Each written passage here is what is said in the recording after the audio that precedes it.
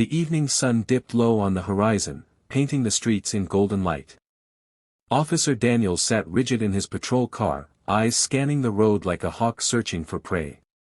His jaw tightened when he noticed a black woman behind the wheel of a sleek sedan, her turn signal flickering a second too late. With a sharp twist of the wheel, his lights flashed red and blue. Tires crunched against the pavement as he pulled her over. To him, it was routine, but beneath the surface, his tone carried an edge, a coldness that revealed something deeper than duty. "License and registration," he barked, his voice clipped and commanding. He didn't look her in the eye, only at the papers in her trembling hands. The woman, calm and composed, did not argue. Her posture was dignified, her voice steady. "Of course, officer," she said softly, handing over her documents. There was no fear in her eyes, only a quiet strength, as though she had faced this scene before. Daniels studied her with suspicion, though she had done nothing to warrant it. Every word he spoke dripped with dismissal, every gesture a silent reminder of authority misused. A passing car slowed, its driver glancing curiously at the unfolding scene, sensing the imbalance of power. Yet the woman never lost her composure. Her calmness was almost unsettling to Daniels, as though she carried a secret he couldn't understand. She complied with every command, patient and graceful despite the humiliation of being treated as less than human. In that moment, two lives stood at a crossroads, one hardened by prejudice, the other shielded by quiet dignity. Neither could have known that this encounter was the beginning of a lesson that would change them both forever. Officer Daniels's patience was thin, though there was nothing to be impatient about. The woman had obeyed every word, her calm presence almost disarming. Yet, instead of letting her go with a simple warning, something inside him pushed him further, an urge to assert control, to remind her of her place. "Step out of the vehicle," he ordered sharply. The woman paused, confused but not confrontational. "Officer, I assure you, I haven't done anything wrong. I'm on my way to an important meeting." Her voice remained measured, respectful. But Daniels didn't hear respect, he heard challenge. His hand hovered near his belt, his stance stiff with authority.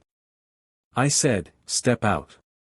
With quiet dignity, she obeyed, exiting the car slowly. Passers-by had begun to take notice. A couple walking their dog glanced uneasily, sensing something wasn't right. Daniels turned her around and, without hesitation, cuffed her wrists. The cold metal clinked loudly in the silence of the street. Gasps rose from onlookers, but Daniels ignored them, convinced he was doing his job. The woman did not resist. She did not raise her voice or plead. She only sighed softly, a look of disappointment flashing across her face, not fear, but something heavier, as if she had seen this scene too many times before. As Daniels guided her toward his patrol car, she spoke gently, "You don't know who I am, officer. But one day, you will." The words unsettled him, though he brushed them off. In his mind, she was just another arrest, another name on a report. Yet deep down, something in her tone, calm, assured, almost prophetic, echoed in his chest. By the time they pulled into the station, Daniels felt strangely uneasy. He had no idea his world was about to turn upside down. The station buzzed with the usual noise of ringing phones, shuffling papers, and the low murmur of officers exchanging reports. Officer Daniels marched in proudly, holding his paperwork like a trophy. To him, this was just another job well done. The woman, still calm and composed, walked beside him in handcuffs. Her posture remained straight, her chin lifted with quiet authority. Daniels mistook it for arrogance. He smirked to himself, ready to hand her over and move on. "Got another one," he muttered to the desk sergeant, dropping the file.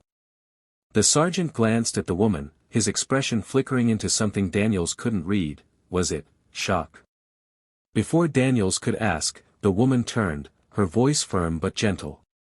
"You can remove these cuffs now. I have a meeting to attend." Daniels scoffed. "Not likely." But then, the double doors to the chief's office opened. A group of senior officers stood straighter as the woman walked past them with steady steps. With every stride, Danielle's confidence crumbled. She didn't ask for permission. She didn't hesitate. She simply walked into the chief's office, because it was hers. A silence fell over the room. The sergeant leaned toward Daniels and whispered, "That's Chief Williams. She's your new boss." Daniels froze, his mouth dry, his pulse pounding. His eyes widened as the realization struck like lightning. The woman he had belittled, cuffed, and humiliated was not just another citizen, she was the highest-ranking officer in the department. Chief Williams turned back, her calm gaze locking onto his. There was no anger, no smugness, only a piercing disappointment that weighed heavier than any punishment. And in that moment, Officer Daniels felt something he hadn't felt in years: shame. The door to Chief Williams's office closed softly behind them, sealing the two in a space heavy with unspoken tension. Officer Daniels stood stiff, his uniform suddenly feeling too tight, his pride cracking under the weight of silence. He expected shouting, anger, maybe even suspension. But none came. Instead, Chief Williams calmly removed the cuffs from her own wrists and placed them on the desk. Her composure unsettled him more than rage ever could. "Officer Daniels," she began, her voice steady, low, but filled with authority. "Do you know what you did today?" Daniels swallowed hard. "I arrested someone for a traffic violation." She leaned forward, her eyes unwavering. "No. You didn't arrest someone. You humiliated a woman who did nothing to deserve it. You treated me, not as a person, not as a fellow human being, but as a stereotype you decided I was." Her words hit deeper than any reprimand. Daniels shifted uncomfortably, guilt twisting in his gut. She didn't stop there. "Prejudice isn't just dangerous to those you aim it at, it's dangerous to you. Every time you let bias guide your actions, you chip away at your own integrity, your ability to serve with honor." Daniels lowered his gaze, his chest tight. He had expected punishment, but instead, he was being handed truth. Chief Williams's tone softened, though her eyes remained firm. "You wear this badge to protect, not to belittle. Power doesn't come from fear, Daniels. It comes from compassion. And until you understand that, you'll never truly be an officer of the law." For the first time in years, Daniels felt small, not because of authority above him, but because of the realization of what he had become. And for the first time, he wanted to change. Weeks passed, but Chief Williams's words stayed with Officer Daniels like an echo he couldn't silence. Every shift, every stop, every interaction reminded him of that day, the shame he felt, and the quiet strength of the woman he had wronged.